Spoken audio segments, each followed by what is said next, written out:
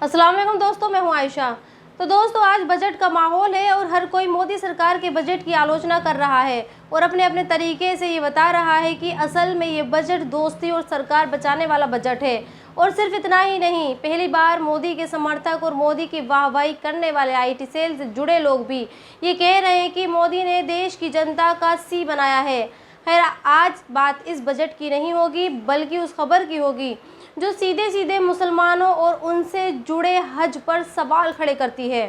दरअसल पिछले कई दिन से सोशल मीडिया पर ये मांग की जा रही है कि ओप इंडिया नाम की एक वेबसाइट मुसलमानों और उनसे जुड़े हज को लेकर फेक न्यूज़ फैला रही है और मुस्लिम औरतों को बदनाम भी कर रही है। जिस स्नैपशॉट को आप देख रहे हैं, मैं इसमें लिखी बातें आपको पढ़कर नहीं बता सकती, लेकिन ओप इंडिया नाम की वेबसाइट ने हज पर जाने वाली मुस्लिम औरतों के लिए जो भी लिखा है उस पर आज हर मुसलमान गुस्सा है और आग बबूला भी है और ये मांग कर रहा है कि ओप इंडिया नाम की ये वेबसाइट बंद होनी चाहिए, इस पर कड़ी कार्रवाई की जानी चाहिए। हालांकि 2 दिन बीत जाने के बाद भी मुसलमानों की सोशल मीडिया पर जलाई की मुहिम का कोई असर नहीं हुआ और ये खबर आज भी ओप इंडिया नाम की वेबसाइट पर मौजूद है। अब एक सवाल ये भी पैदा होता है कि आखिर ओप इंडिया ऐसा क्यों कर रहा है और ओप इंडिया ने जिन महिलाओं की दलीलों के आधार पर ये खबर छापी है उसमें कितनी सच्चाई है और अभी तक इस खबरों का फैक्ट चेक क्यों नहीं हुआ। क्यों फैक्ट चेक करने वाले मोहम्मद जुबैर की नज़र ओप इंडिया की इस खबर पर क्यों नहीं पड़ी। खैर, आपको तफसील से बताती हूँ कि असल में ओप इंडिया ने यह खबर कहाँ से उठाई है। शादाब नाम के एक यूज़र ने 21 जुलाई को एक पोस्ट लिखी और ये बताया कि कैसे कोई कपल उसके शहर से हज करने के लिए गया था, लेकिन जब ये कपल हज से लौटा तो वो अकेला था, यानी हस्बैंड ही लौटा, उसकी वाइफ नहीं लौटी, क्योंकि वाइफ का हज के दौरान एक कैब ड्राइवर ने किडनैप कर लिया था।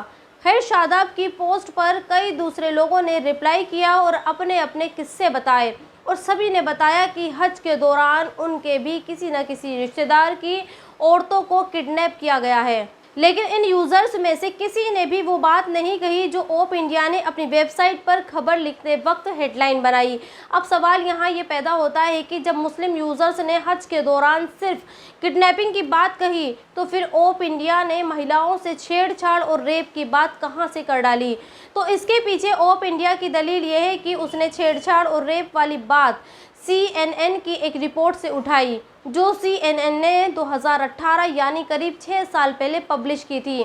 आज मैंने आपके लिए CNN की वो रिपोर्ट भी निकाली है जिसकी हेडलाइन ये है, आई नेवर टोल्ड एनीवन। इस रिपोर्ट में CNN ने एक 5 औरतों का इंटरव्यू किया जो हज करके लौटी थी और इस इंटरव्यू में इन औरतों ने ये बात कबूली थी कि हज के दौरान उनको सेक्सुअली अब्यूज़ किया गया, उसकी सेक्सुअली हरेसमेंट भी हुआ और उनको फिजिकली भी मोलेस्ट करने की कोशिश की गई। हालांकि बाद में इस इंटरव्यू को CNN ने डिलीट भी कर दिया और सऊदी सरकार की तरफ से ये कहा गया कि वो इस मामले को गंभीरता से लेंगे।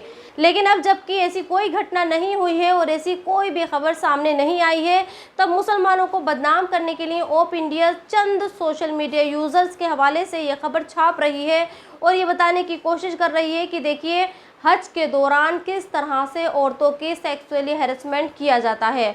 लेकिन यही मीडिया इस खबर पर खामोश है और उसे इन तस्वीरों में कोई बुराई नज़र नहीं आती। आप अगर ओप इंडिया की वेबसाइट देखेंगे तो आपको कांवड़ियों से जुड़ी यह खबर कहीं भी दिखाई नहीं देगी, लेकिन आज मैं आपको इस खबर के बारे में ज़रूर बताऊंगी। दरअसल कल सोशल मीडिया पर कांवड़ियों का ये वीडियो काफ़ी वायरल हुआ जिस वक्त आप मेन स्ट्रीम मीडिया पर ये देख रहे थे कि मोदी सरकार ने शानदार बजट पेश किया है। ठीक उसी वक्त उत्तर प्रदेश के रुड़की शहर में कांवड़िए एक बैटरी रिक्शा पर अपना जोर दिखा रहे थे। ये वीडियो सचिन गुप्ता नाम के एक ट्विटर हैंडल से शेयर किया गया जिसमें सचिन गुप्ता ने यह लिखा है कि बोले बम का जय घोष, हाथों में मोटे मोटे डंडे, आंखों में गुस्सा और ई रिक्शा पर दे दनादन प्रहार। इसी को रीट्वीट करते हुए एक और पत्रकार और फिल्म डायरेक्टर विनोद कापड़ी भी लोगों को सावधान और होशियार करते हुए ये लिखा है कि अभी ये उत्पात और आतंक कई दिन और चलेगा। इसलिए जब भी घर से निकलें तो सावधान रहें, क्योंकि इस आतंक और उत्पात के सामने पुलिस भी आपकी रक्षा नहीं कर पाएगी। और सिर्फ यही नहीं, सचिन गुप्ता ने ही एक और कांवड़ियों की अच्छाई बताई है और कुछ वीडियोस अपने ट्विटर अकाउंट पर अपलोड भी किए हैं और ये बताया है कि कांवड़ियों ने बाइक सवार की टक्कर के बाद कावड़ के खंडित होने के बाद देहरादून हाईवे बंद कर दिया। वैसे कावड़ियों का ये रूप कुछ दिन पहले भी देखने को मिला था, जब इन भक्तों ने एक कार में तोड़फोड़ की थी। खैर, आज मैं इन कावड़ियों को एक और खबर दिखाना चाहती हूँ और ये खबर खुद उत्तराखंड पुलिस ने बताई है। उत्तराखंड पुलिस ने एक वीडियो पोस्ट किया है और ये बताने की कोशिश की है कि जब हरिद्वार के कावड़ घाट पर एक कावड़िया डूब रहा था, तब एसडीआरएफ के जवान आशिक अली ने गंगा में छलांग लगाकर उसकी जान बचाई। खैर, आगे बढ़ते हैं और थोड़ी सी बात बजट की भी कर लेते हैं।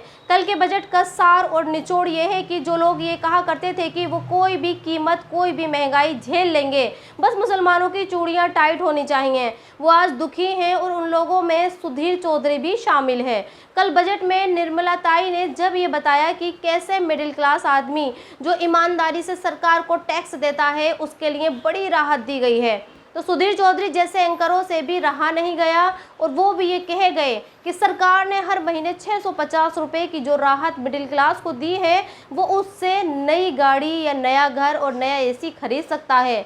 लेकिन प्रॉब्लम्स ये है कि जब हर महीने 650 रुपये की इस राहत से ये मिडिल क्लास आदमी ये सब चीज़ें खरीदेगा तो फिर उसे इस पर भी टैक्स देना पड़ेगा। ज़रा आप भी सुनिए। इसलिए आप लोग आज से ही सोच सकते हैं कि आप हर महीने इस 650 रुपए की बड़ी रकम का क्या करेंगे। आप इसे कहां इन्वेस्ट करेंगे, इससे क्या खरीदेंगे। क्या आप इससे नई गाड़ी खरीदेंगे, कोई नया बड़ा स्मार्टफोन खरीदेंगे, क्या इससे मकान खरीदेंगे, क्या इससे कोई जमीन का टुकड़ा खरीदेंगे या महंगे महंगे कपड़े खरीदेंगे। लेकिन आज से ही आप अपना निवेश प्लान कर लीजिए, क्योंकि आज से एक बहुत बड़ा वर्ग है मध्यम वर्ग जिसे 650 रुपए का फायदा होगा हर महीने, 850 रुपए का होगा, और एक वर्ग तो ऐसा भी है जिसे 1500 रुपए महीने का फायदा होगा। तो अब आप प्लान कर लीजिए कि इस पैसे को आप कहां निवेश करने वाले। और इस वीडियो के आखिर में बात अफगानिस्तान की होगी। दुनिया जिस मुल्क की मिसाल और जुल्म और ज्यादती के लिए देती है, उस मुल्क में जब से तालिबान का राज आया है वो पूरी तरह से बदल गया है। अब वहां पर तालीम की बात होती है। अफगानिस्तान के डिफेंस मिनिस्टर ने कल मीडिया को संबोधित करते हुए अपनी आवाम और दुनिया भर के मुसलमानों से एक अपील की और ये कहा कि अगर किसी माँ बाप के 4 बच्चे हैं तो उन्हें एक बच्चे को धार्मिक विज्ञान, दूसरे बच्चे को मॉडर्न साइंस और तीसरे बच्चे को इंजीनियर और चौथे बच्चे को डॉक्टर बनाना चाहिए। और जब ऐसा होगा तो फिर फैमिली के बीच प्यार और भाईचारा बढ़ेगा। सोचिए, आज जब हमारे देश में किसी पर जुल्म होता है तो कहा जाता है कि ऐसा तो तालिबान में ही होता है, लेकिन आज तालिबान दुनिया को कुछ और ही नसीहत दे रहा है। तो दोस्तों, इस वीडियो में इतना ही। आप भी अपनी राय कमेंट्स बॉक्स में लिखकर मुझे ज़रूर बताएं और अब तक आपने मेरे चैनल को सब्सक्राइब नहीं किया है तो प्लीज़ सब्सक्राइब ज़रूर कर दें। शुक्रिया।